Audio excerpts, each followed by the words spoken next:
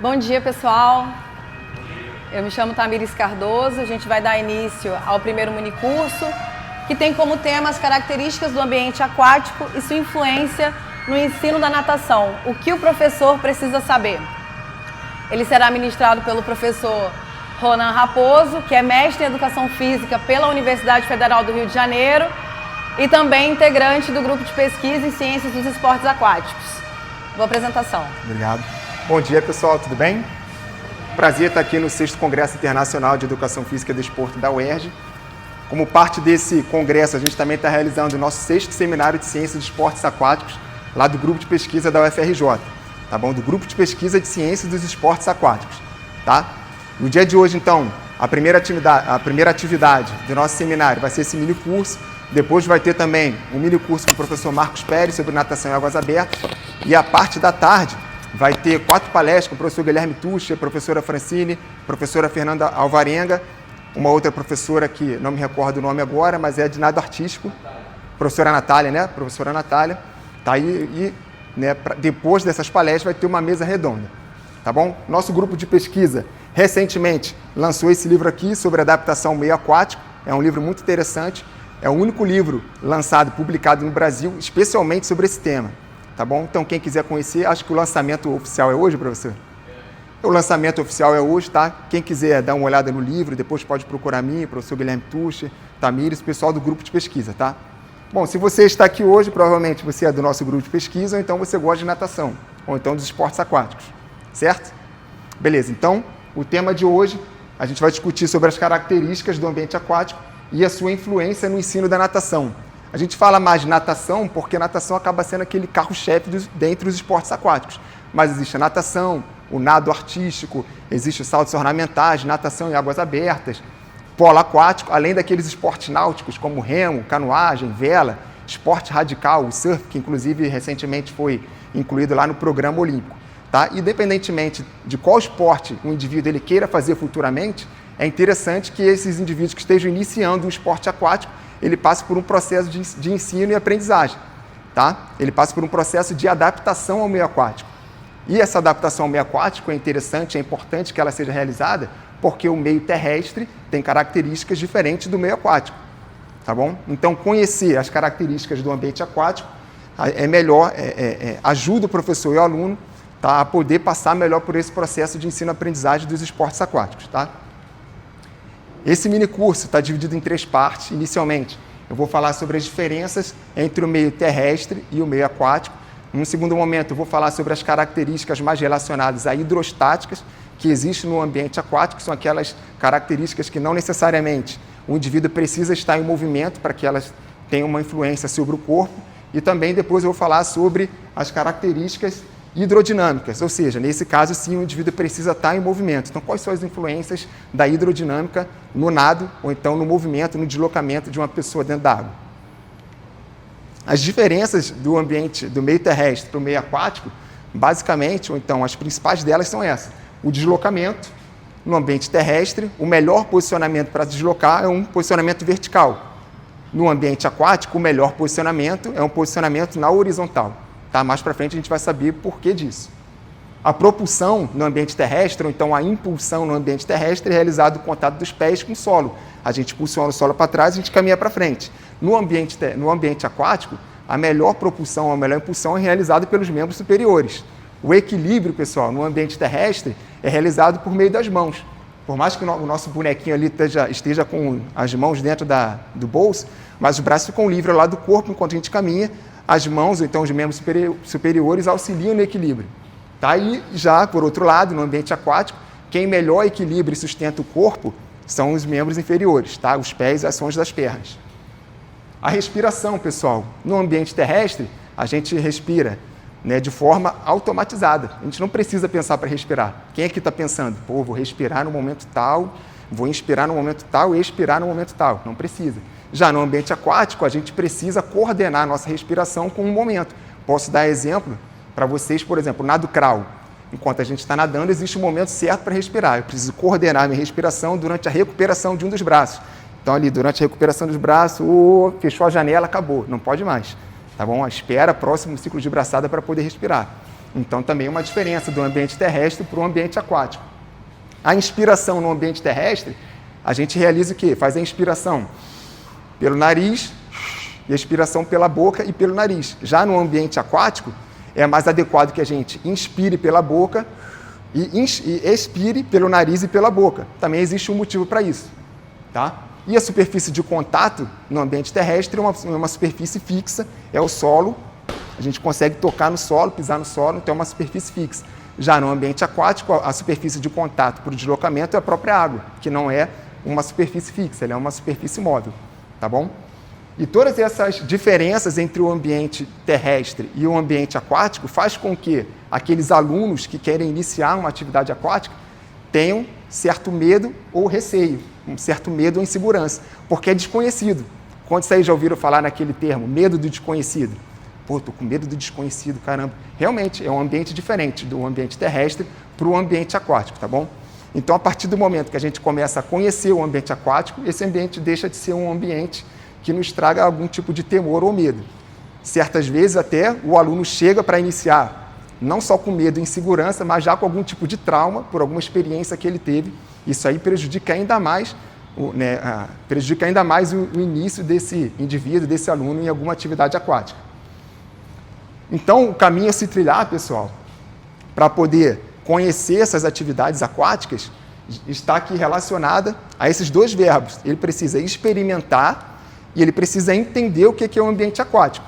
A partir do momento que ele experimenta o ambiente aquático por meio das atividades e ele entende como é que são as características do ambiente, né, por meio dos conceitos, ele consegue ficar mais experiente dentro dos esportes aquáticos.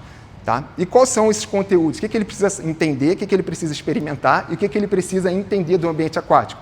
Inicialmente, todos aqueles conteúdos que são relacionados à adaptação ao meio aquático, que é a descoberta do meio, a visão subaquática, que é o controle da respiração, a apneia voluntária, que é o que? A respiração, tá? Que é a sustentação, que é a flutuação, mergulho, giro, deslize, entrada na água, propulsão básica. Então, ele precisa entender e experimentar todos esses conceitos e todas essas vivências, tá bom? Obviamente que ele não vai experimentar tudo isso de uma vez só, ele precisa, ao longo do tempo, receber ali doses homeopáticas de um pouquinho desse conhecimento cada dia, dia após dia, aula após aula. Ele precisa entender e vivenciar para ele poder conhecer o ambiente aquático e se tornar um indivíduo experiente no ambiente aquático. E para isso existem as sessões de aula, então as sessões de treinamento. Tá? Cada sessão de aula, cada sessão de treinamento tem que ter ali esses 3 objetivos.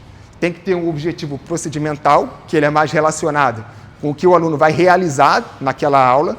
Ele tem que ter esse conteúdo, esses objetivos conceituais, que é mais relacionado com o que o aluno precisa entender dentro da aula, e é também adequado que tenha aquele conteúdo, aquele objetivo atitudinal, que são comportamentos, princípios e valores. Obviamente, somos professores, vamos ter contato com alunos e a gente quer ensinar sempre algo a mais do que realizar uma abraçada, uma pernada, se deslocar, entender sobre as características do meio aquático. É sempre bom que a gente ensine alguma coisa relacionada ao comportamento e princípios e valores. Tá bom, pessoal? Então, dessa maneira, a partir do momento que o indivíduo ele está vivenciando o ambiente aquático, ele está realizando atividades, ele está realizando os procedimentos, e o indivíduo também ele está entendendo o conceito daquilo que ele está fazendo, ele passa a ser um indivíduo, uma pessoa mais reflexiva. Ele não apenas ele realiza o movimento, ele passa a pensar no movimento. Pô, por que será que eu estou fazendo isso? Por que será que o indivíduo, que eu tenho um amigo que ele flutua melhor do que eu? Por que será que se eu reduzir minha posição corporal, tiver uma posição melhor, eu desloco com mais facilidade? Por que será que se eu reduzir, tiver uma posição mais aerodinâmica, eu deslizo de uma maneira mais eficiente? Ele começa a refletir sobre os seus próprios movimentos, tá? Então ele começa a ter um feedback intrínseco, tá? Ou então, essa é a palavra mais bonita para dizer que ele consegue ter uma percepção melhor sobre si mesmo dentro d'água. E a partir do momento que ele consegue perceber o seu movimento, ele também gera uma capacidade de autocorreção. Ele não precisa agora depender tanto do professor para ficar corrigindo ele, porque ele já entendeu, ele já está vivenciando, ele já está entendendo. Então, esse aluno ele pode realizar as autocorreções. Isso para a gente é bom, para os professores isso daí é maravilhoso, não porque a gente não quer se livrar dos nossos alunos, né, que os nossos alunos são preciosos para a gente, mas porque, como professor, o que a gente busca é que esses alunos eles tenham autonomia, especialmente autonomia ali no ambiente aquático. Tá bom, pessoal? Então, a partir de agora, eu vou iniciar a nossa segunda parte, que eu vou falar um pouquinho sobre os conceitos de hidrostática. Vai ser uma parte mais conceitual, como a ideia do curso é trazer as características do ambiente. Essa parte vai ser uma parte um pouco mais conceitual, entretanto, eu vou sempre tentar aproximar, né, esses conceitos à prática, como a gente pode utilizar, ou então como esse conceito vai influenciar nas nossas aulas de natação, então nos nossos treinamentos de algum esporte aquático. Beleza? Então, inicialmente, o que existe ali no ambiente aquático que pode influenciar no ensino dos esportes aquáticos e da natação? A pressão hidrostática. Tá bom? A pressão hidrostática, pessoal, o princípio de Pascal, diz lá que todo corpo imerso num líquido, ele sofre uma pressão exercida pelo esse próprio fluido, né, pelo próprio líquido, tá, a uma dada profundidade. E se a gente observar, pessoal, esse objeto aqui, esse corpo, é o mesmo corpo, mas ele adota diferentes profundidades. Consegue observar isso aí? O mesmo corpo, ele tem uma parte que ele está mais próxima à superfície e tem uma parte mais profunda. Ainda existe aqui essa parte lateral aqui que ele vai ganhando profundidade. Então, o mesmo corpo ele pode adotar diferentes profundidades. Beleza? E quanto maior for a profundidade que esse corpo adota, maior também será a pressão hidrostática sobre ele. Beleza? Enquanto eu estava preparando a aula, eu recordei, não sei se foi um ano atrás, um ano e meio atrás, teve um grupo aí de aventureiros que quis visitar os destroços do Titanic. Quem é que lembra disso aí? Ano passado. Lembra disso aí, professor? Não? E aí o que acontece, pessoal? Aqui nessa condição normal que a gente está, né, a gente está no nível do mar, isso aqui a gente sofre uma pressão de 1 atmosfera, de 1 atm. Então, estima-se que a cada 10 metros de profundidade, aumenta-se 1 atm. Ou seja, 10 metros de profundidade, um corpo, ele sofre uma pressão de 2 atms. 20 metros de profundidade, ele sofre 3 atms. Sabe qual é a profundidade lá que está o Titanic? 2.000 metros de profundidade, 2 quilômetros de profundidade. E aí o pessoal foi lá, né, embarcou dentro do submarino, depois o pessoal sumiu, lá na profundidade de 2.000 metros, 200 atms, e o que aconteceu? Acho que aconteceu uma implosão, né? Uma implosão lá no submarino. Existe a explosão, explodiu para fora, para o exterior, implosão, né? O submarino foi implodido, ou seja, uma pressão exercida, a pressão hidrostática exercida, provavelmente também o submarino já devia ter algum problema, mas implodiu devido à pressão da hidrostática. Obviamente que isso aí é um caso extremo, isso daí acaba não se relacionando a um corpo dentro da água, mas eu quis trazer esse exemplo para vocês verem a influência da pressão hidrostática. Para a gente, pessoal, o que acontece? Um corpo imerso na água, existe a pressão hidrostática sobre ele, e essa pressão, essa compressão sobre os vasos e veias, contribui para um melhor retorno venoso. Tá? Então, essa pressão hidrostática contribui para um melhor retorno venoso, e aí o aporte sanguíneo ele vai para a região central do corpo. Tendo um aporte sanguíneo na região central do corpo, o que acontece? Melhora ali o volume de ejeção a cada sístole. Se a gente melhora o volume de ejeção a cada sístole, consequentemente, vai diminuir a frequência cardíaca para atividades ali que têm o mesmo débito cardíaco. Ou seja, a pressão hidrostática ela contribui para uma menor sobrecarga hemodinâmica dentro do exercício aquático. Tá bom? Isso aqui é interessante que a gente saiba, por quê? Porque isso um indivíduo que realiza atividades aquáticas, ele pode realizar atividades mais intensas tanto relacionado ali ao intervalo, por exemplo, se a gente está fazendo uma série de natação, a gente pode tornar essa atividade mais intensa em relação ali ao intervalo das séries, porque uma variável que a gente vê se o indivíduo recuperou ou não é a frequência cardíaca. Confere aí. Pô, qual é a frequência cardíaca? Ih, está 170, está alto ainda, tem que baixar até 140 para dar a nova saída. Só que a frequência cardíaca dele já está reduzida. A pressão hidrostática contribuiu para o volume de ejeção maior, diminuiu a frequência cardíaca, tá bom? Então, esse indivíduo pode realizar atividades mais intensas e também, não só no momento de recuperação, mas também durante o próprio exercício. Ele pode realizar com mais facilidade o estímulo máximo. Obviamente, também que a gente está falando do sistema cardiovascular e para realizar o estímulo máximo, aquele sistema músculo-esquelético também tem que estar em condições se ele não consegue realizar o máximo. mas o que eu quero que vocês entendam é que existe uma menor sobrecarga hemodinâmica sobre os exercícios dentro ali do ambiente aquático. Tá bom, pessoal? Uma outra questão interessante que acontece ali no ambiente aquático é que muitos alunos chegam para realizar atividades aquáticas devido a problemas respiratórios. Quem é professor aí já viu um caso desse? Ou então quem é a pessoa que viveu esse caso? Que foi porque não, tem um asma, tem um bronquite. Aí vai no médico por uma questão terapêutica e o médico recomenda, não, vai para a natação. Tá, e essa pressão hidrostática, ela exerce uma força, uma sobrecarga sobre os músculos da respiração, os músculos intercostais, tá, e o diafragma. Isso fortalece os músculos da respiração e contribui para essa questão terapêutica lá dos problemas respiratórios. Isso é interessante por quê? Porque é uma porta de entrada. A gente está recebendo o aluno devido a problemas respiratórios e aí a gente abraça ele e não sai nunca mais daqui. Vai iniciar um processo de adaptação ao meio aquático, depois ele vai transicionar para uma natação, transicionar para uma outra atividade aquática e a gente ganhou o aluno. Tá? E melhorou a saúde dele também. Tá bom, pessoal?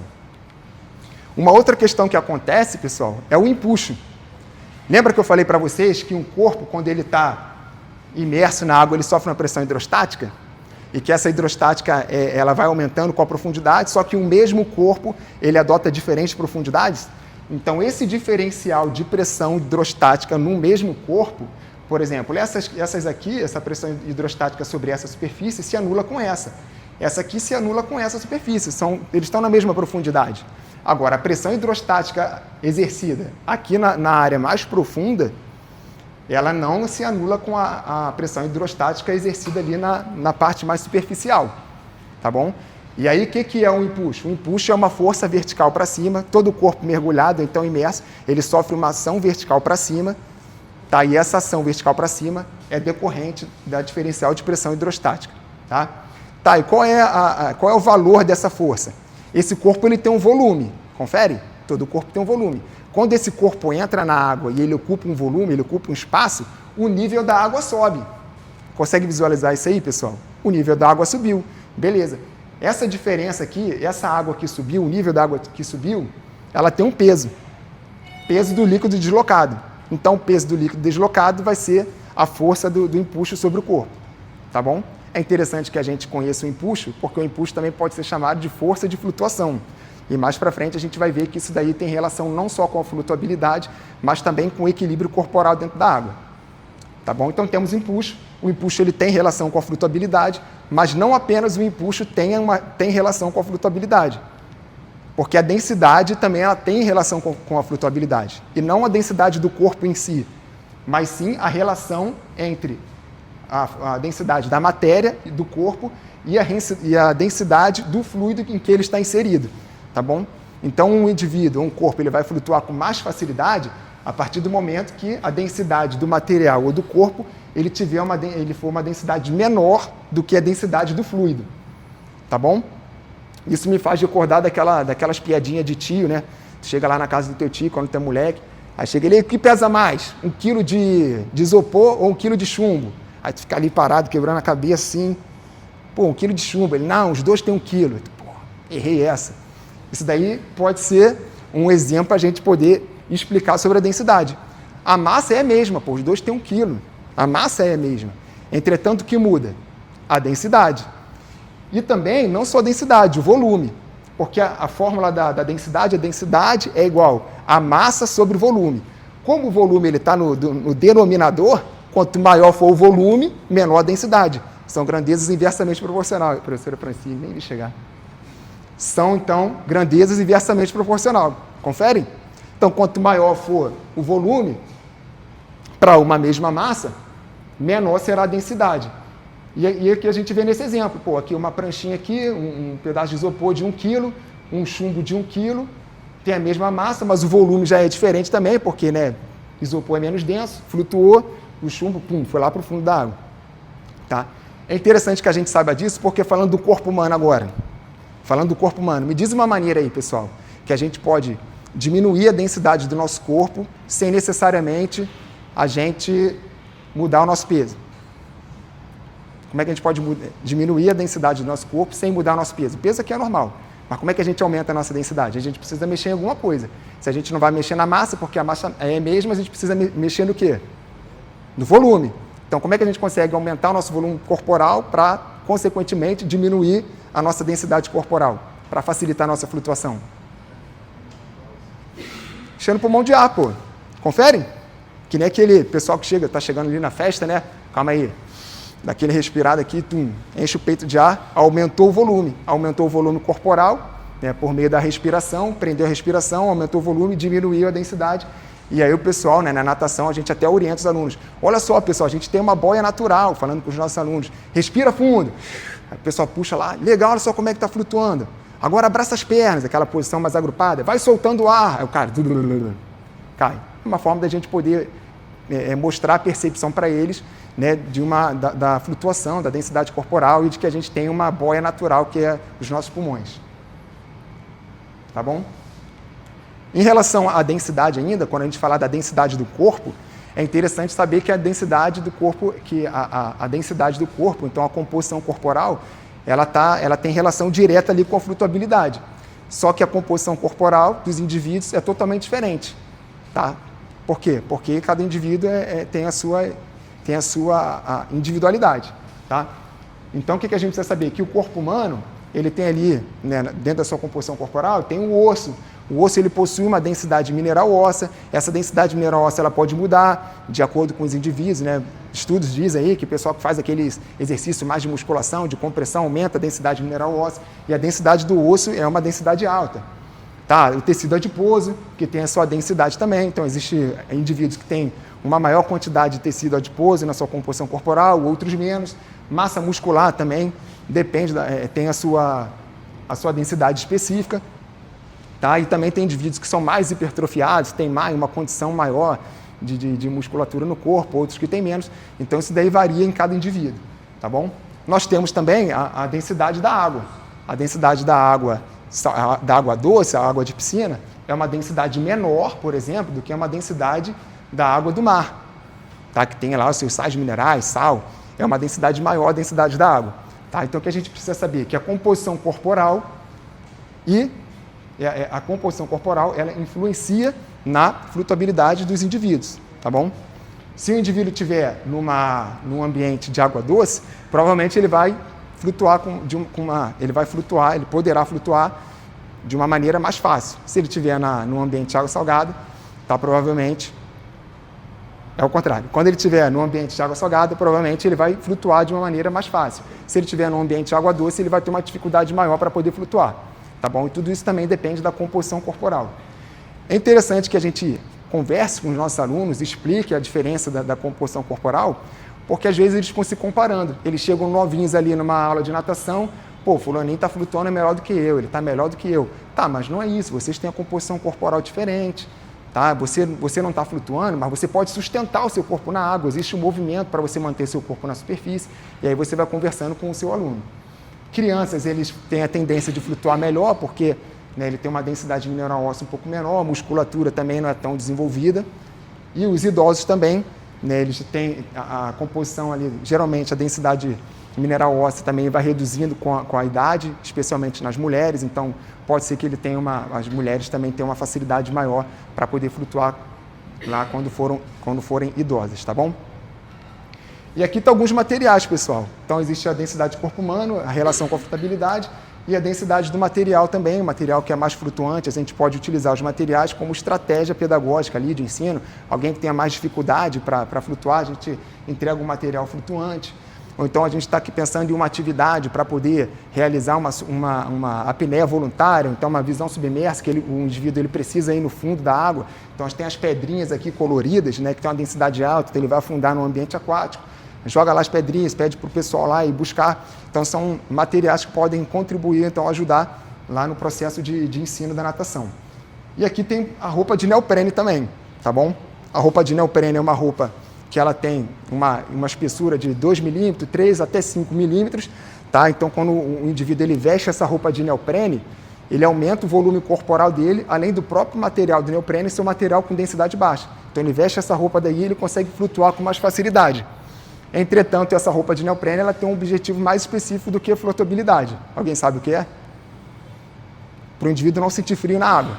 Se a água estiver muito fria, ele coloca essa roupa de neoprene, tá bom? Então, a termorregulação também pode ser uma característica específica, tem a sua característica específica no ambiente aquático, e eu vou falar sobre a termorregulação mais à frente. Tá? Mas ainda, antes disso, né, da termorregulação, eu vou falar sobre o equilíbrio estático, tá? Dentro da água. Então, o equilíbrio estático dentro da água, ele pode ser estável. O que a gente precisa saber? A gente precisa saber que um corpo dentro da água, ele tem duas forças atuando sobre ele. E essa força, ela atua em dois centros. Existe, então, o centro de gravidade, onde é atuado a força de gravidade, ou então a força-peso, ela atua no centro de gravidade, tá bom? E o centro de flutuação. O centro de flutuação é onde atua a força de flutuação, ou então aquele tal de impulso que a gente viu lá atrás. Então, um indivíduo dentro da água tem essas duas forças atuando sobre ele. Quando essas forças, elas estão no mesmo lugar, no mesmo local, tá? De intensidades iguais, elas estão na mesma direção, mas em sentidos opostos, isso porque a força da gravidade, a força-peso é uma força para baixo, a força do impulso, né? Ou então a força de flutuação é uma força para cima. Quando o centro de gravidade e o centro de flutuação estão em um mesmo ponto, com essas forças de mesma intensidade, mesma direção, em sentidos opostos, o indivíduo tende a ter um equilíbrio estático estável, então ele tende a flutuar de uma maneira mais horizontal na água. Tá bom, pessoal? Por outro lado, existe também o equilíbrio estático instável, que é quando? É quando o centro de gravidade e o centro de flutuação eles não estão no mesmo ponto. Tá bom? Quando o centro de gravidade e o centro de flutuação não estão no mesmo ponto, o centro de gravidade ele vai receber a força exercida pela força da gravidade sobre a força-peso, vai empurrar, né, o corpo para baixo. E a força de flutuação estiver em outro ponto, vai empurrar o corpo para cima. Né? A força de flutuação ali no centro de flutuação, a força de flutuação e impulso estiver em um outro centro, isso vai gerar um torque no indivíduo. O torque é aquela força que é exercida sobre um corpo que faz ele girar sobre o mesmo eixo. Então está ali o torque bonitinho, uma força para baixo aqui, e outra força para cima aqui, ó. Ele vai flutuar de uma maneira mais inclinada, tá bom? E é interessante que a gente saiba que o centro de gravidade, ele geralmente é o mesmo. Ele pode mudar ao longo do tempo, mas, pô, eu não consigo mudar meu centro de gravidade de uma hora para outra. Então, o centro de gravidade, ele vai ter relação com a distribuição da massa corporal. Por isso que é difícil mudar, eu não consigo mudar minha massa corporal de uma hora para outra. Então, o centro de gravidade, ele tem relação com a distribuição da massa. Já o centro de flutuação, pessoal, ele tem uma relação com a distribuição do volume. O volume corporal a gente consegue modificar, da massa não. Então, o centro de massa, o centro de gravidade é ali sempre no mesmo local, e o centro de flutuação, se a gente está com os membros posicionados ao lado do corpo, a gente distribui o nosso volume de uma maneira. A partir do momento que a gente coloca os braços acima da cabeça, a gente distribuiu o nosso volume para outras partes do corpo, confere? Isso daí pode mudar o centro de flutuação. Tá? E o que é interessante que a gente faça com os nossos alunos que estão em adaptação ao meio aquático? Que eles vivenciem diferentes posições corporais, que ele vá lá na piscina e que o professor ele possa motivar ou então influenciar que o seu aluno ele experimente diferentes posições corporais. Posição aqui na posição vertical, posição horizontal com um braço à frente da cabeça, posição vertical, decúbito dorsal, decúbito ventral. Para quê? Para ele poder experimentar diferentes posições corporais e que o próprio aluno consiga ter as suas percepções sobre o seu equilíbrio estático dentro da água. Tá bom? Isso daí é uma estratégia legal para o aluno conhecer ali, ter uma percepção corporal dentro da água. Tá bom, pessoal? Sobre a termorregulação, que eu falei lá no início, né, sobre a roupa de neoprene, ela é utilizada ali em casos de frio. A termorregulação ela tem uma característica específica dentro do ambiente aquático. Isso por quê? Porque o ambiente aquático ele proporciona uma autocondutibilidade térmica. Isso devido ali à convecção, né, e também devido ao contato do corpo do indivíduo com a água. O contato direto do corpo do indivíduo com a água aumenta a condução térmica também. Ou seja, o indivíduo dentro de um ambiente aquático, ele sofre uma influência maior sobre a sua termorregulação, uma influência maior sobre a temperatura do ambiente. Tá bom? A temperatura ideal, eu fui lá nas regras oficiais lá da World Aquatics, então a natação em piscina, né, o pessoal diz lá na regra que a natação tem que ser com a temperatura da água entre 25 e 27. Então, como a natação é um esporte de desempenho, a gente acredita que a melhor temperatura para um nadador ter os melhores desempenhos, tem que ser uma temperatura entre 25 a 27 graus Celsius, beleza? Já nas regras da World Aquatic para natação em águas abertas, que não é um ambiente controlado, estabelece os limites mínimos e máximos da temperatura da água. Limite mínimo 16 graus para ter competição, limite máximo 31 graus. 31 graus Celsius ali para poder ter atividades, competições no ambiente aquático, tá? Obviamente que isso daqui, esses limites, eles são estabelecidos justamente por questão de segurança e de saúde do atleta que estiver ali no ambiente aquático. A gente está falando de atleta, mas se a gente quiser falar de aluno também, que vai estar inserido no ambiente aquático, a gente pode utilizar, estabelecer algum limite também que não seja, não afete ali a sua saúde dentro do ambiente aquático, tá bom? Então, em caso de frio, pessoal, o que a gente faz aqui no ambiente terrestre?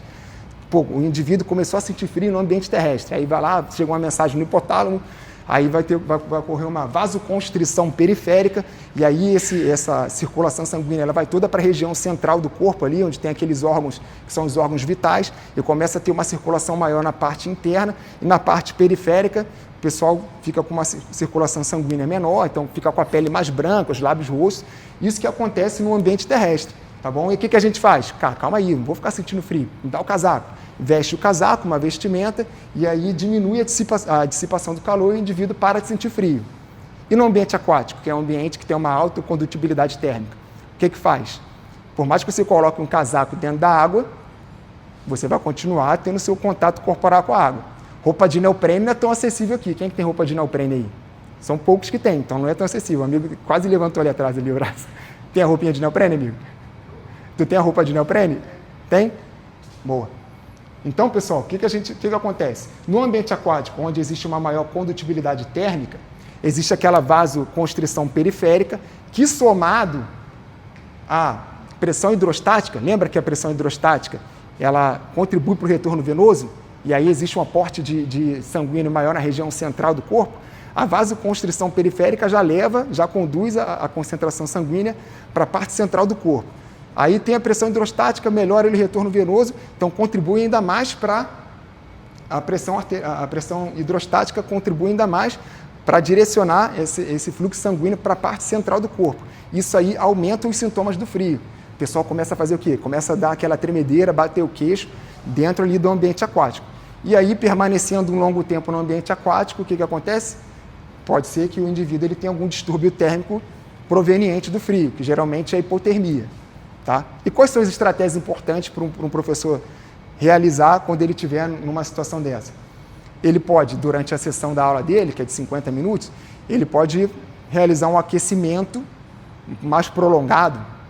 Então, deixa o aluno fora da água, pode fazer um aquecimento mais prolongado, talvez você já passar algum conteúdo, né, na parte fora da piscina, junto com o aquecimento. Isso daí já vai diminuir um pouco o tempo da aula, porque ele precisa ter uma exposição menor. Durante as atividades, evitar aquelas pausas. Não é assim não, pessoal, deixa eu explicar de novo. Tenta explicar a atividade para o aluno do lado de fora da piscina, para quando ver, certifica que todo mundo entendeu, entra na piscina e faz a atividade de uma vez, tá bom? E também diminuir o tempo de exposição do aluno naquele ambiente que está frio, tá bom? Pode ser estratégias aí que eu pensei ao longo do tempo, em aulas que eu vi, discussões, são estratégias que geralmente os professores utilizam. Tá? Em relação à água quente, pessoal, o ambiente quente, se a gente está aqui no ambiente terrestre, beleza, chegou a mensagem do hipotálamo, o que vai acontecer? O indivíduo vai começar a suar. Confere? Aí, por meio do suor, o que vai acontecer com o suor? Vai evaporar. E aí, por meio da evaporação, vai existir um resfriamento da pele, um resfriamento do corpo. Beleza, está resolvido. E no ambiente aquático, que é um ambiente que tem uma grande condutibilidade térmica, o que acontece? O indivíduo vai estar lá, sentindo calor, ele vai suar ou ele não vai suar? Vai suar. Ele vai suar, não vai deixar de suar, ele está no ambiente térmico, só que não vai ter o efeito da evaporação, porque ele já está dentro da água, então não vai evaporar nada ali. Ele vai estar suando, vai estar desidratando e o suor dele não vai servir para nada. Então ali a evaporação é quase que nula, não vai ter resfriamento da pele. E aí, consequentemente, o que acontece? Com a desidratação, ele vai ter uma sobrecarga hemodinâmica maior. Lembra lá que existe uma uma menor sobrecarga hemodinâmica no ambiente aquático devido à pressão hidrostática, existe tudo isso. Beleza, mas se ele estiver numa água quente e ele desidratar, vai aumentar a viscosidade sanguínea e não vai ter nada disso. Então aquilo que serviria para a água não vai servir mais. Ele no ambiente aquático quente, ele vai suar para caramba, vai aumentar a viscosidade sanguínea dele e aí vai ter uma sobrecarga hemodinâmica, tá bom? Além disso, ele vai ter o quê? Tonteira, todos aqueles sintomas, né, que cãibras, tonteiras, até chegar ali na hipertermia, tá bom? E quais são as estratégias que os professores costumam elaborar para ambientes com água quente? Diminuir a intensidade, fazer atividades com uma intensidade menor dentro do ambiente aquático, tá bom? Manter a hidratação, então incentivar os alunos a beber água, tomar um Gatorade, algum tipo de produto ali para poder hidratar, e também ver uma maneira de ter o resfriamento do corpo. Pessoal, vou fazer uma pausa aí de 3 minutinhos, todo mundo para o chuveirão, vai para o chuveirão, tá, aproveita, bebe água, isso aqui, volta para a piscina. Faz aquela atividade que não seja tão intensa, tá bom? E acontece isso aqui com a gente, né, pessoal? Porque a gente é professor, mas nem sempre a gente vai ter a piscina aquecida, nem sempre vai ter a piscina com a temperatura coberta lá, que vai proporcionar que a gente tenha o resfriamento ali da piscina, e a gente vai precisar dar aula. Mas a gente também não vamos poder colocar os nossos alunos ali em risco de saúde. Então é importante que a gente esteja atento, monitorando, olhando a cara de cada um. Né? Um está com mais frio, outro está com menos. Então tira, às vezes não é todo mundo que está com frio, individualiza ali, pô, fulaninho, sai um pouquinho aqui, rapidinho, senta aqui, respira um pouco, depois volta. E aí vão monitorando para poder evitar que esses alunos sofram distúrbios térmicos ali pelo frio ou pelo calor. Tá bom? Pessoal, a última, essa é a última? Eu acho que essa aí é a última relacionada à hidrostática, a refração. E ela não tem uma ação diretamente sobre o indivíduo que está dentro da água, mas sim sobre o professor ou então o treinador, tá bom? Existe então ali o feixe de luz, então as ondas eletromagnéticas, elas mudam de comportamento quando ela sai do ambiente terrestre, então do ar, e ele entra num outro meio que é a água. E existe um desvio na angulação, tá bom? Isso pode afetar a observação do treinador ou do professor. Então tem aqui uma situação hipotética de 3 nadadores que estão realizando um treino de natação. Existe o nadador da raia mais próxima, o nadador da raia do meio, cada raia tem 2,5 metros, né? E um nadador mais distante. Voltando aqui, pessoal, geralmente esse é o posicionamento que o professor tem na aula, né? Na lateral ou então na frente, na cabeceira lateral ou então na cabeceira da frente. Nesse posicionamento aqui, a gente vê que ele está observando os atletas, ou então os nadadores, em diferentes distâncias. E uma variável para que diminua ali a angulação da refração é justamente essa, a distância de observação. Voltando aqui para a situação hipotética. Então, nessa situação, ele vê o nadador, o desvio ali do feixe de luz, né, diminui a angulação, e ele vê esse nadador realizando quando a palma da mão dele, essa aqui é a posição de agarre, tá? No nado crawl, entrou a mão na água, fez o agarre, então essa posição aí que os treinadores costumam observar bastante, porque a partir daí começa as fases propulsivas da abraçada. Então eles costumam ficar atentos aí para ver se o cotovelo está elevado. Eleva o cotovelo, pô, está com o cotovelo arriado, melhora o posicionamento técnico. Então essa imagem foi de caso pensado, tá bom? Esse aluno daqui, ele está com a observação do professor, ele vê que a mão dele está um pouco acima. Esse aluno aqui, né, na raia mais central, a posição na mão dele está um pouco mais acima ainda, além do nadador que ele está observando mais próximo, e o nadador lá da raia mais distante, que está a 7 metros, ele vê o posicionamento das mãos ainda um pouco mais elevado ainda. E aí o que ele faz? Ele começa a corrigir esse aluno aqui que está na raia mais longa, né, mais distante. Fulano, eleva o cotovelo, a braçada está muito superficial, tem que melhorar. E ele começa a corrigir, mas ele não se deu conta que existe a refração, e a refração ele pode estar influenciando na observação dele, tá bom? Então é importante, é uma característica do ambiente aquático, é importante que os professores saibam que existe ali a refração no ambiente aquático. Tá bom, pessoal? Bom, dessa maneira a gente terminou a segunda parte, que são as características relacionadas à hidrostática.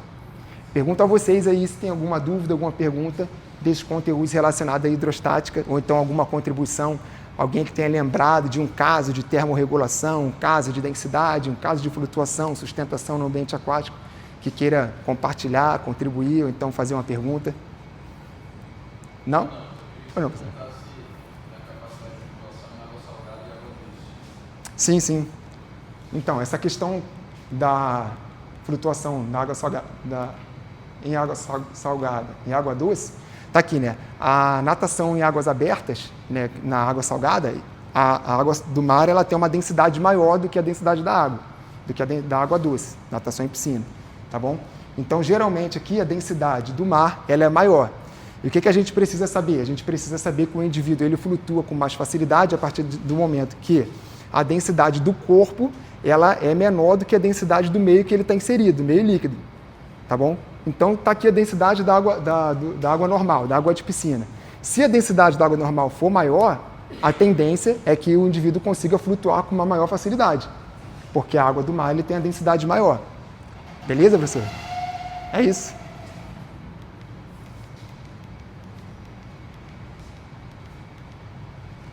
Então, agora vamos começar os conteúdos mais relacionados à hidrodinâmica, ou seja, tudo aquilo que o corpo ele precisa estar em movimento, tá? Então, são aquelas características que acontecem quando o indivíduo está em movimento dentro da água. Tá bom? Primeira coisa que a gente precisa saber, pessoal, que existe ali dois tipos de fluxo. O fluxo laminar e o fluxo turbulento. Essas são as características do fluxo. E qual é a diferença entre eles? No fluxo laminar, as moléculas de água elas estão de uma maneira mais ordenada e elas estão se movimentando de uma maneira regular. Então, observando, a gente vê que está uma água tranquila. Quando está uma água tranquila, a gente pode dizer que ela está com fluxo laminar. Tá? As moléculas de água ali, tranquila, andando com movimento ordenado, movimento regular. Em contrapartida, existe também o fluxo turbulento. Tá? Então, no fluxo turbulento, as moléculas de água elas vão estar em um movimento mais desordenado e também não vai estar no momento regular.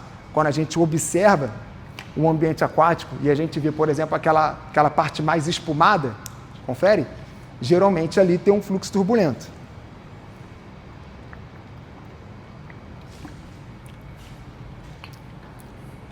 Beleza, eu coloquei essa foto aqui, pessoal, essa imagem, porque tem um corpo dentro da água, confere?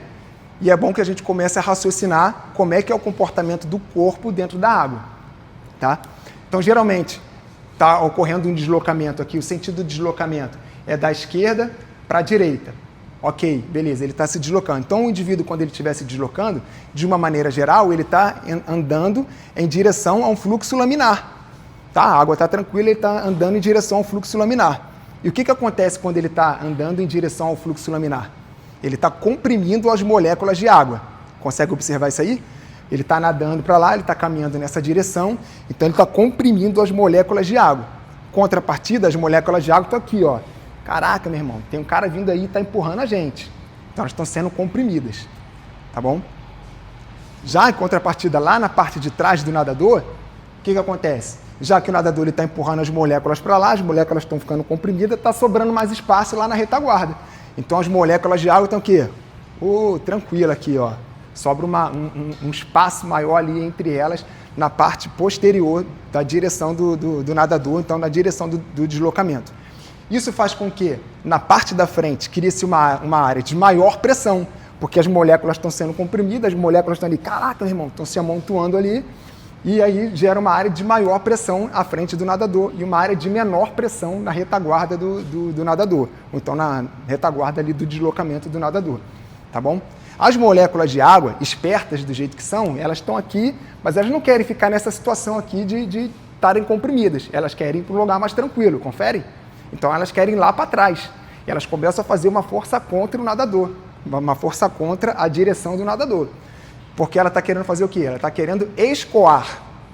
Né? Ela está querendo escoar, está querendo ir lá para o fundo. Então ela está querendo sair dessa posição daqui, ir lá para o fundo e ficar no bem e no bom.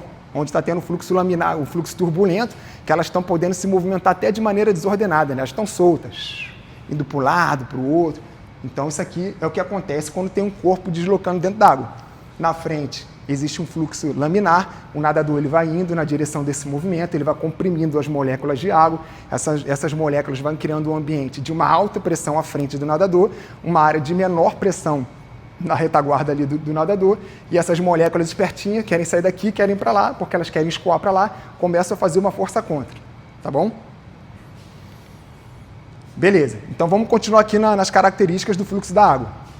Tá? Então existe ali o fluxo laminar, à frente do deslocamento, nesse caso aqui é essa parte daqui, e um fluxo turbulento, que é na retaguarda do movimento do deslocamento, tá bom? O que a gente consegue observar? Aqui tem 3 tipos de material. Tem uma placa plana, tem uma esfera e tem um material que a gente pode chamar de fólio, que é um material que é mais abaulado na frente e ele vai afunilando na retaguarda, beleza? E essa dinâmica, ela serve para os 3. Só que na placa plana, o que acontece? Quando ela vai fazer o movimento, ela está comprimindo muitas moléculas de água.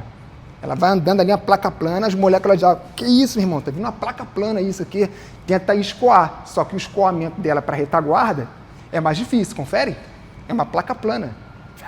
Aí a molécula de água está sendo comprimida, elas querem ir lá para trás, onde está uma área mais tranquila.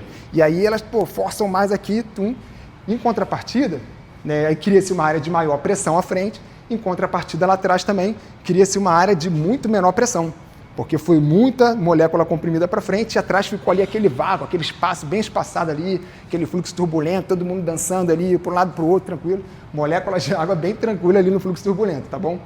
Aí existe lá a situação da esfera, que é a mesma dinâmica, só que é uma esfera, então a esfera está indo nesse movimento, e aí está lá as moléculas de água, consegue ter uma facilidade maior, vai subindo aqui, vai lá para trás, tudo isso buscando um escoamento, né? Sair da frente de uma área de maior pressão e para a retaguarda uma área de menor pressão. E aí, em contrapartida ali, no final, né, um objeto que tem que é um fólio, né, que tem uma parte ali mais abolada na frente e um afunilamento ali na retaguarda, é um material que favorece ali o escoamento da água. Então tem uma pressão bem menor em relação àquela pressão ali que foi inicial da placa plana. O pessoal conseguiu observar isso daí?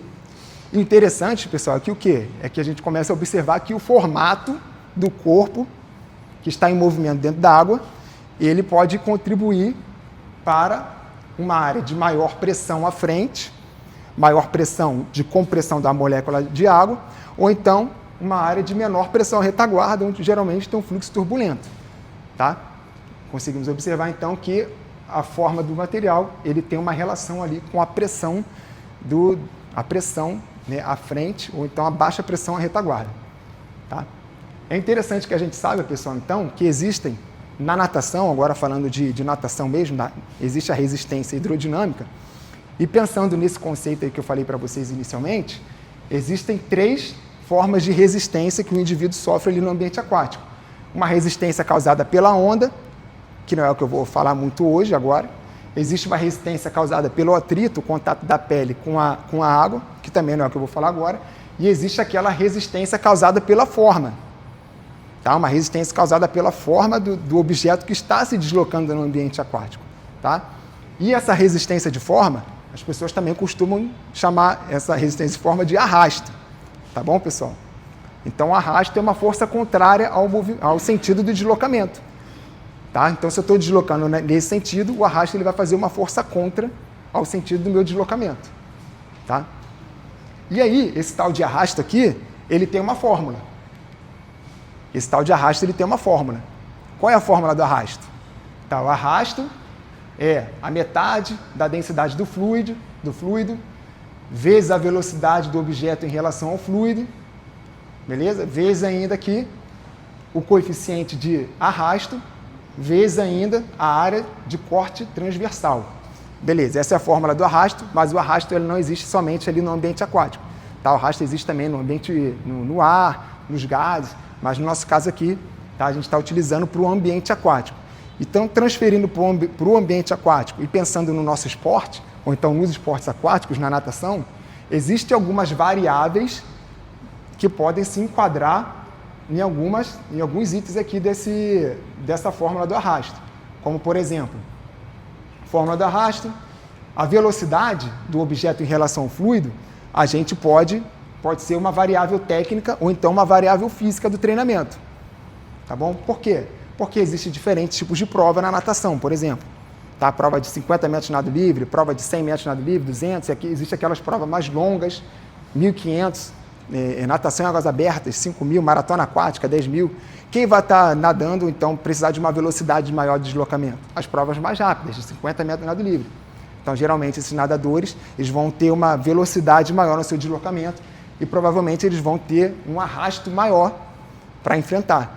mas é uma curta distância. Então, naquela balança ali energética, né, de distância, de intensidade, ele consegue sobrepor ali a força, o arrasto, porque é uma prova curta. E existe também o coeficiente de arrasto. Tá? O coeficiente de arrasto, ele pode ser relacionado ali à posição corporal. E a posição corporal, a gente pode também dizer que são diferentes técnicas, ou então a técnica do nado. A gente pode mudar na posição corporal, então melhorar a posição corporal de acordo com a técnica dos nados. Então, dessa fórmula aqui do arrasto, né, a densidade do fluido não nos interessa tanto para poder pensar nessas variáveis. Por quê? Porque a densidade do fluido está lá, a densidade da água, né, a densidade da água e natação em águas abertas. Beleza. A velocidade do objeto, a gente pode ser uma variável física. E ainda existe aqui, ó, pessoal, potência. A fórmula da potência eu botei aqui, não foi por acaso, tá? Potência é igual a força vezes velocidade. Então, aqui, essa velocidade aqui, dá para dizer que a potência, né, aquela potência que a gente pode treinar, que é uma qualidade física, a potência, a gente pode treinar a potência, então também ela pode ter uma relação com o arrasto. Tá? E a gente começa a pensar, o professor Guilherme gosta de, nas histórias que ele conta, sempre fala, quem é o vilão? Né? E a gente começa a pensar, será que o arrasto é o vilão dessa história? Ou será que o arrasto ele pode contribuir nessa história também? Pode ser o mocinho da história. Isso aí a gente vai ver mais à frente, porque não existe só um tipo de arrasto, tá bom? Então, nesse caso aqui, a potência que a gente pode treinar, que é uma qualidade física, pode também gerar um arrasto que seja um arrasto favorável. Tá? E eu vou explicar mais à frente. Tá? E a área de corte transversal ali é a área do corpo. Tá? Esse daí também não varia tanto, porque é a área do corpo. Se for um indivíduo adulto, né, ele vai ter uma área de um corpo maior, por exemplo, do que uma criança. Aí ele pode ser que ele gere um arrasto maior, mas é o corpo dele. Tá? O que nos importa aqui, em relação à técnica, é o coeficiente de arrasto. Tá? Que você pode mudar em relação à posição corporal. Tá? O interessante é que a gente saiba que, então, que o arrasto, né, a força de arrasto, a velocidade e o coeficiente de arrasto, eles são grandezas diretamente proporcional. Se eu aumento a velocidade e eu aumento o coeficiente de arrasto, eu também aumento a minha força de arrasto. Beleza? Se eu diminuo a minha velocidade e diminuo o meu coeficiente de arrasto, eu diminuo a minha força de arrasto. Tá? Então, o arrasto ele pode ter ali duas faces, né? Pode ter duas faces, o arrasto positivo e o arrasto negativo. Tá? O que eu estou querendo dizer para vocês é que o arrasto, existe um arrasto que é um arrasto resistivo, aquele arrasto que ele gera uma dificuldade no deslocamento de um corpo dentro d'água. E a ideia, pensando na natação, pessoal, no técnico, o treinador e o atleta, é que ele diminua esse arrasto resistivo. Por quê? Porque ele não é bom, ele está bloqueando, ele está impedindo o movimento do nadador. Então, quando o treinador e um nadador, um atleta, eles estão treinando, né, eles buscam uma melhor posição corporal, pensando em diminuir esse arrasto resistivo. E como é que ele diminui esse arrasto resistivo? Diminuindo a área de contato frontal. Quando ele diminui a área de contato frontal, que é o coeficiente de arrasto, ele pode diminuir o arrasto, a força de arrasto contra ele. Tá bom? E aí eu vou começar a trazer alguns fundamentos técnicos da natação para poder exemplificar. O rolamento do tronco, por exemplo, né, na natação, nos nados crawl e no nado costa, existe o rolamento do tronco. Tá? Então, se eu estou dando a abraçada ali, sem realizar o rolamento do tronco, o que acontece? Eu estou com uma área de contato frontal maior em relação à água. Confere? Porque se eu realizar o rolamento, eu diminuo a área de contato frontal. Tá? Além disso, se eu realizo o rolamento do tronco, eu tenho um alcance maior lá na frente, então eu posso realizar minhas ações propulsivas numa amplitude maior. Mas se eu não realizar esse rolamento do tronco, eu também não tenho essa amplitude, que com rolamento eu tenho. Então, por exemplo, o rolamento do tronco, na natação, o pessoal, está rolando pouco o tronco, tem que rolar o tronco. É importante o rolamento do tronco. Por quê? Porque ele diminui a área de contato frontal. Tá bom? Um exemplo, eu estou dando exemplo para vocês aqui, do arrasto resistivo, tá? Para diminuir o arrasto resistivo. E existe também, pessoal, aquele arrasto que é o arrasto propulsivo. Né? Até brinquei com o professor Guilherme, que gosta de botar um vilão aí nas suas histórias, né? Tem que ter um vilão. Quem é o vilão da vez? É o arrasto resistivo ao vilão, mas o arrasto ele pode ser um arrasto propulsivo. Então o arrasto ele não é tão vilão assim, porque ele pode ajudar também. Tá? E como eu falei ali, a foto do agarre é um posicionamento ali do nado crawl. E o que o atleta está fazendo? Ele está com o cotovelo elevado. Então a ideia, pessoal, nesse caso do arrasto propulsivo, a gente precisa aumentar o arrasto propulsivo. Se a gente diminui o arrasto resistivo, a gente tem que aumentar o arrasto propulsivo. E como é que a gente consegue aumentar o arrasto propulsivo? Por meio de uma eficiente ação dos membros. Então, nesse caso aqui do agarre, pessoal, quando o nadador está realizando a braçada, naquela fase inicial da braçada, o que acontece? Ele precisa botar o segmento mão e antebraço como fosse um segmento só, ele não precisa flexionar o punho, tá? Para quê? Para poder aumentar a área de contato. Além disso, a gente precisa elevar o cotovelo. Eleva o cotovelo. Eu vou ficar, na licença poética, para ficar de costa aqui para vocês, tá bom, pessoal? A partir do momento que eu elevo o cotovelo, vocês estão conseguindo ver uma área de contato aqui do meu braço maior do que se eu deixar o meu cotovelo arriado. Confere? Consegue observar isso aí? Cotovelo arriado. Beleza. Eleva o cotovelo para fazer o agarre. Elevou o cotovelo. Olha aqui, aumenta a área de contato, segmento mão e antebraço, um único segmento aqui. Tá? E a partir de agora, lembra daquela potência? Potência que é força vezes velocidade? Se a gente treinou a potência ali nos nossos treinamentos, que é uma qualidade física, a gente consegue realizar esse movimento talvez com mais potência, de acordo com alguma demanda ali de uma prova, tu consegue realizar esse movimento com mais potência, com mais velocidade. A velocidade também é uma variável ali para aumentar o arrasto.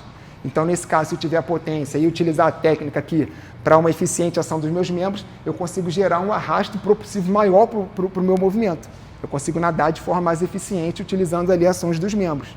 Em contrapartida, se eu diminuir a ação, a minha área de contato frontal, eu consigo utilizar o meu arrasto propulsivo, uma eficiente ação dos membros, para uma área de contato menor, utilizando o rolamento do tronco.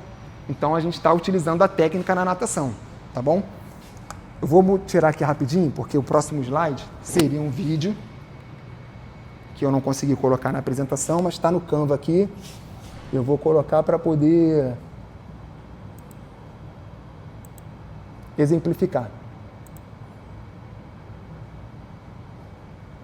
Vamos ver se ele roda. Sobre esses dois detalhes técnicos que eu falei agora, pessoal. Ó, esse nadador, por exemplo, ele diminui a área de contato frontal dele a partir do momento que ele realiza o rolamento do tronco, buscou maior alcance, beleza. Realizou a braçada com o cotovelo elevado, então o que ele está fazendo ali? Ele está aumentando o arrasto propulsivo dele, uma eficiente ação dos braços dele, tá? Aumentou a área de contato, então tudo que ele empurrou para trás, por meio da ação do braço, do arrasto resistivo, direcionou ele para frente, e como ele usou o rolamento do tronco, ele conseguiu fazer isso de uma maneira mais eficiente, tá? Um movimento sem uma ação muito grande ali do arrasto. Tá bom, pessoal? Tá, e aí, eu vou trazer agora alguns exemplos aí que a gente vê na literatura, ou então a gente vê nas aulas, tá? Que busca uma melhor técnica na natação. E tudo tem relação aí com o arrasto resistivo, então o desalinhamento do corpo, e também com uma ação mais eficiente dos membros, tá? Então, por exemplo, aqui, ó, para a gente conseguir uma posição corporal mais adequada na natação, a gente precisa de um alinhamento lateral, de um bom alinhamento lateral.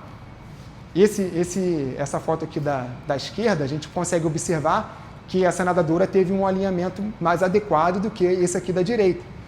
Esse nadador aqui da direita está fazendo aquele famoso cruzando o braço à frente da cabeça. Pô, tu está cruzando o braço à frente da cabeça. A partir do momento que ele cruza o braço à frente da cabeça, ele aumenta a área de contato com a água. Na direção do movimento, ele está aumentando o arrasto resistivo. Então, por isso ali que não pode cruzar o braço à frente da cabeça, tá bom? O alinhamento horizontal, por exemplo. Quando um nadador pouco experiente ainda não sabe como respirar, geralmente quando ele vai respirar, ele levanta a cabeça muito lá em cima para respirar. Consequentemente, quando ele levanta a cabeça, ele afunda o quadril dele, tá bom? Então, esse aqui a gente vê um exemplo de um desalinhamento horizontal.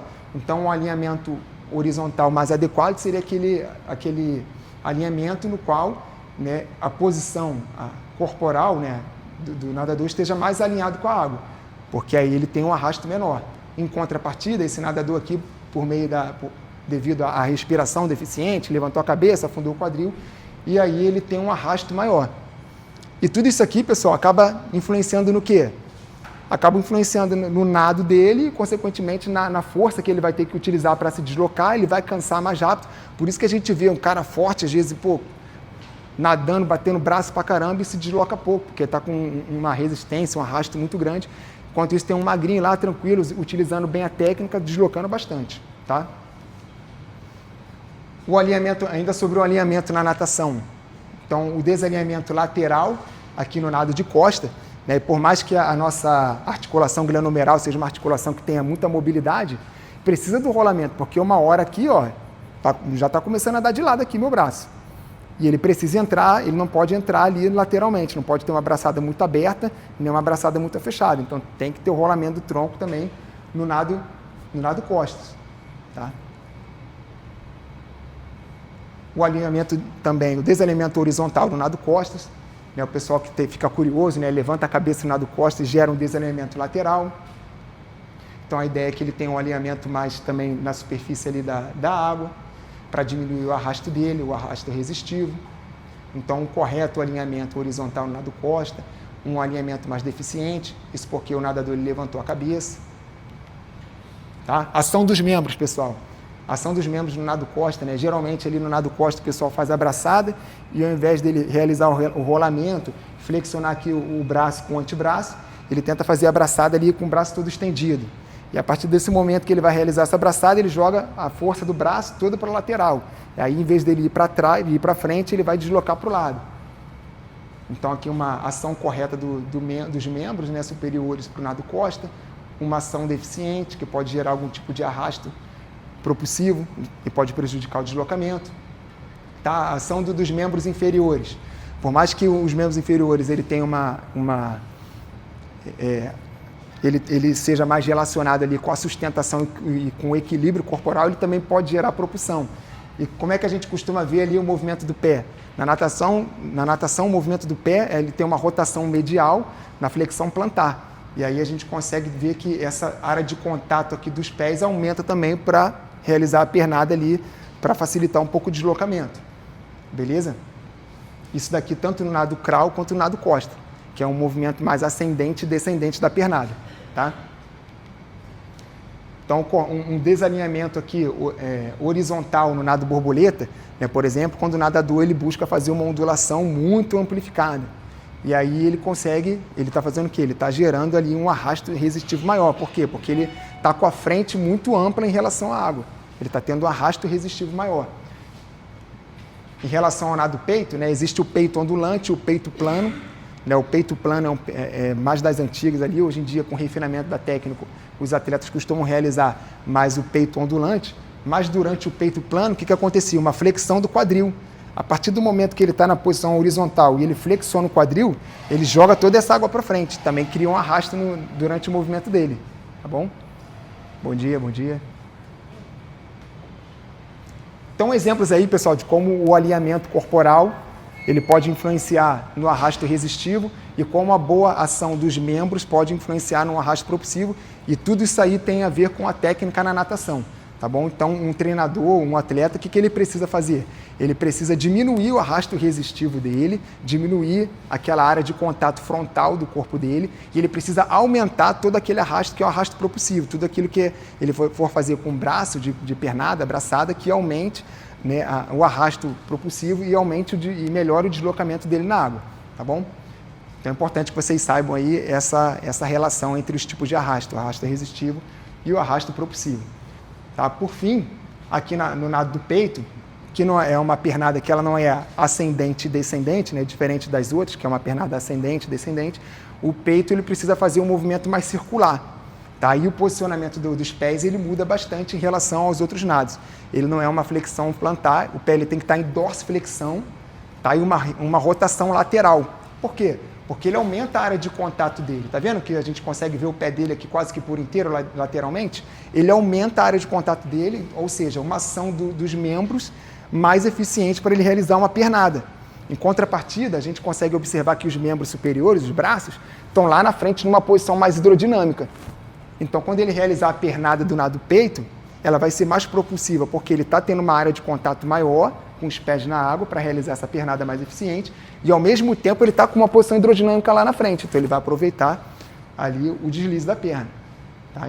Então, no nado de peito ali, né, braçada, respiração, pernada. Até que na natação, né, sempre visando isso daí, tá? Melhorar o arrasto, né, propulsivo, diminuir o arrasto resistivo.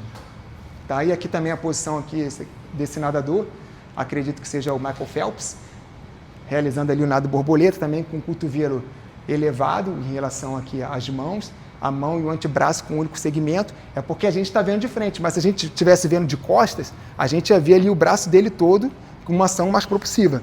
Tá? Ele está pegando bem água, ele fez o agarre, ele está realizando os movimentos de uma maneira mais eficiente. Beleza? E aí também existe a utilização dos materiais nas aulas de natação, o professor Guilherme vai falar sobre isso hoje à tarde, numa mesa redonda, tá bom? Até convido o pessoal que quiser participar, né, a parte da tarde tem algumas mesas redondas, a professora Francine, o professor Guilherme, e aí ele vai falar sobre a utilização do material, mas a ideia é a mesma, tá? Os materiais, eles de treinamento na natação, eles visam, por exemplo, aumentar o tipo de arrasto propulsivo, né? Palmar, pé de pato, ele aumenta o arrasto propulsivo, mas nesse caso a gente começa a treinar valências físicas, porque se ele aumenta o arrasto, ele também precisa aumentar ali a força para poder aplicar e fazer o movimento.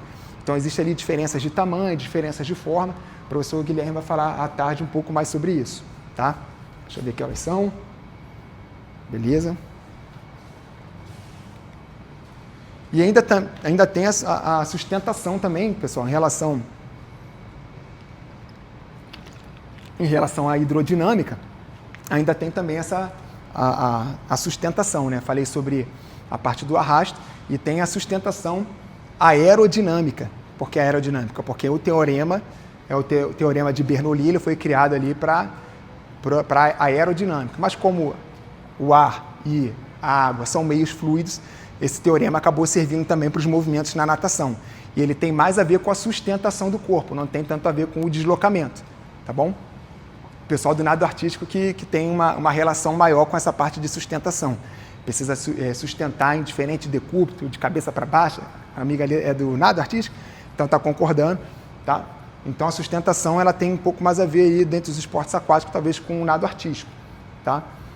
E o que acontece, pessoal? Na aerodinâmica, lá no teorema de Bernoulli, esse aqui é um avião, o avião... Quando eu descobri isso aqui, eu falei, mentira que eu tô voando, que um avião voa por causa disso. Cara, um avião voa por causa disso. Eu falei, cara, sacanagem isso, né? As pessoas pensam muito a ciência, né, professor?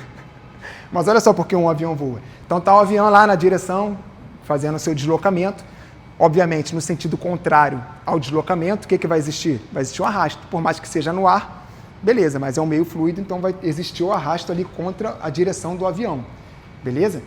E aqui tem uma asa aqui do avião, e eu fiz uma figurinha aqui para poder dizer o que acontece naquela asa do avião. As moléculas de ar, pessoal, quando chega aqui na asa do avião, chega ali na asa do avião, o que acontece? Elas chegam aqui em duplinha, é historinha mesmo, tá bom, pessoal? Porque eu não sou da física, então eu tive que elaborar uma historinha para contar, para ficar mais fácil o entendimento. Então chega ali na frente da asa do avião, as duas moléculas de ar juntas, são parceiras, são amigas, e elas têm que realizar esse trajeto aqui, elas têm que se encontrar juntas lá no final. Ó, te vejo no final, hein? Beleza, tamo junto. No já a gente vai, já! Só que o deslocamento aqui na parte de baixo da asa, ele é menor, porque é uma reta. O deslocamento na parte de cima aqui da asa, ele é maior, porque é uma trajetória mais curvilínea. Então, o que acontece? Essa molécula de ar aqui que vai por baixo, ela precisa ir numa velocidade menor. Pô, vou numa velocidade menor para poder chegar junto com o meu amigo lá que vai ter que ir correndo. Então, ele vai numa velocidade maior. E aí começa o deslocamento. Tum. Só que com o passar do tempo e a passada do movimento que vai sendo realizado ali do avião, o que acontece? Como o pessoal aqui de baixo, as moléculas que foram pelo caminho de baixo, elas estão numa trajetória mais lenta, elas começam a ficar amontoadas aqui, ó. Bora aí, guerreiro, vambora, pô. Calma aí, tem que esperar o colega lá de cima, pô. Tá fazendo um trajeto maior. E aí o que acontece? Acontece uma área de maior pressão na parte inferior ali da asa, tá? Do avião, e uma área de menor pressão acima. É aquela mesma história, como as moléculas de ar são inteligentes, são malandras, elas querem sair de uma área de menor pressão e querem ir de uma área de maior pressão e querem ir para uma área de menor pressão. Isso daí é a força de sustentação que faz o avião voar. Aí quando eu soube disso, eu falei, caraca, a gente voa por causa disso, cara. É por causa disso. beleza? E que relação tem esse teorema de Bernoulli, lá da aerodinâmica, com a hidrodinâmica? Tem essa relação aqui, ó.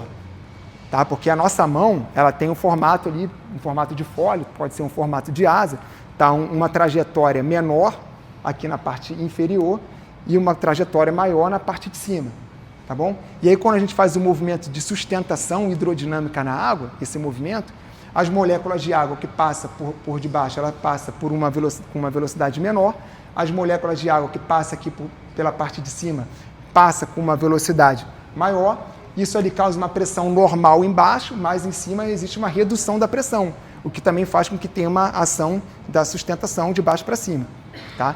E aí o pessoal fica fazendo aquele movimentozinho assim, né? O pessoal que tem dificuldade para flutuar, pô, tá com dificuldade para flutuar, né? Composição corporal, beleza? Então faz o seguinte, então sustenta, faz aquele movimento lateral como se estivesse alisando uma bola.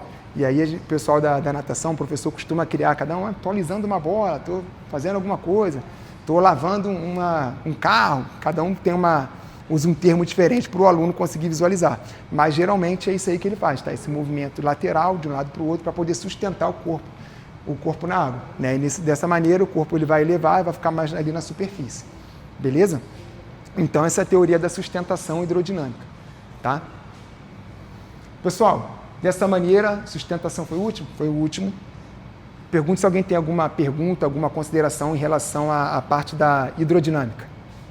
Essa parte da hidrodinâmica, técnica dos nados, sustentação na natação. Não? Beleza. Então vou partir para as considerações finais, tá bom, pessoal?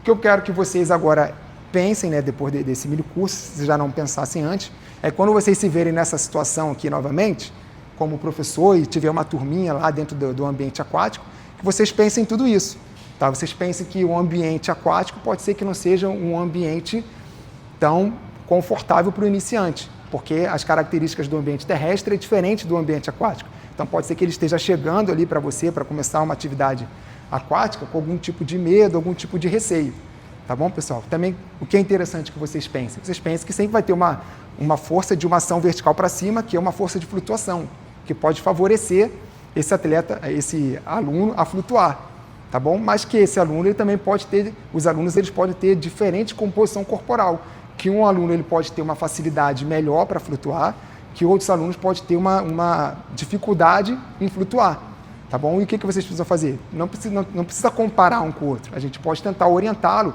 né, os alunos a vivenciar diferentes posições corporais, ou então a gente pode distribuir um material flutuante para esse aluno, para ele pegar um macarrão, ele consiga flutuar com mais facilidade e com o tempo, ele aprendendo os conceitos, aprendendo a sustentar, ele vai conseguir sustentar ali na superfície da água e ele não vai precisar mais do material, mas isso com uma progressão pedagógica, com todos aqueles conteúdos de ensino, de adaptação ao meio aquático, aquele, né, sustentação, flutuação, respiração, que ele vai aprendendo ao longo do tempo, e isso tem que ser de pouco em pouco tempo, tá? A gente está com o nosso livro aqui de adaptação ao meio aquático, que é o único livro no Brasil especialmente sobre esse tema, e a gente defende nesse livro lá do grupo de pesquisa que uma adaptação ao meio aquático ela não pode ser tão rápida, não é tão simples assim.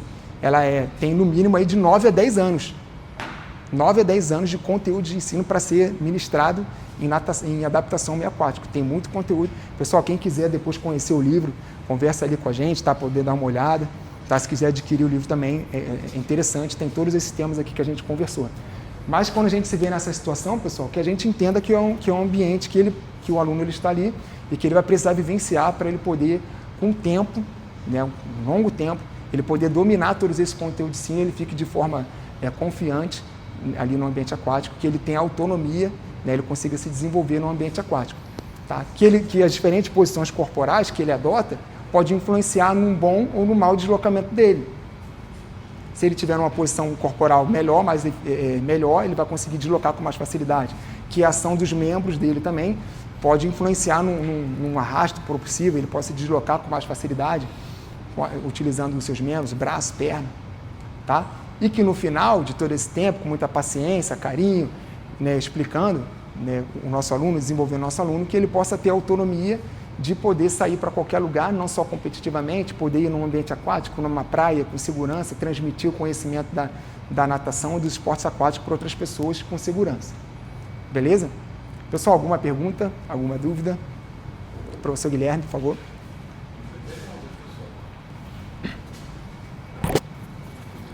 Ronan, eu queria que você comentasse, por favor, sobre o efeito da velocidade de deslocamento das mãos ou dos pés, por exemplo, pensando na maior sustentação. Sim.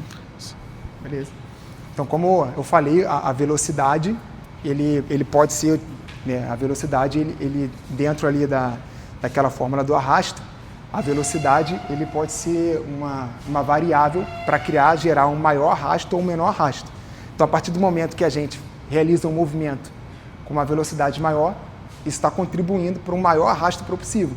Isso pode melhorar a flutuação, a sustentação do nadador no ambiente aquático. Tá bom? Contrapartida, se ele estiver realizando um movimento mais lento, essa força de arrasto ali dos segmentos das mãos na água, ele pode estar realizando um movimento, ele pode sustentar, mas não vai ser uma ação tão propulsiva, com uma sustentação tão elevada se ele estivesse realizando um movimento mais rápido. Beleza, pessoal? Alguma pergunta? Não?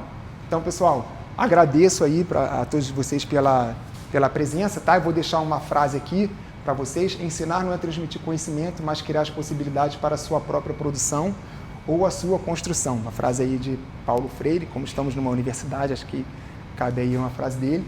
Tá? Quem puder visitar ali o meu Instagram, né? Coloco algumas coisas ali sobre as atividades que eu tenho realizado. Quem quiser visitar também a página do nosso grupo de pesquisa, depois dá uma consultada lá no Instagram, tá bom?